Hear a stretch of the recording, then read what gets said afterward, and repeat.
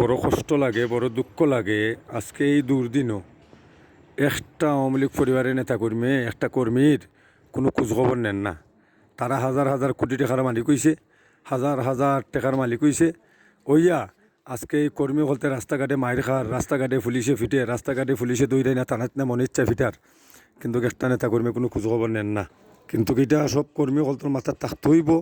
কিন্তু এই দিন না আগামী দিন আছে, একটা নেতাকর্মীর পিছন দিকে যদি ছোটো ছোটো কর্মী হল তোরা বাফর গড় ঠিক হইয়া থাকো, একটা নেতা কর্মীর পিছন দিকে দৌড়িবায় না।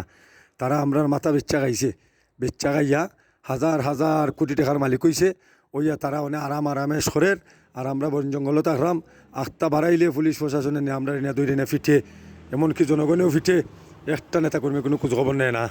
বড় কষ্ট লাগে, বড় দুঃখ লাগে। আজ দুঃখ আইন না, এই কথাটা আজকে আইন না লাইভের মাধ্যমে ঘোষণা করলাম। ইটা নেতা কর্মী কল করে দিই।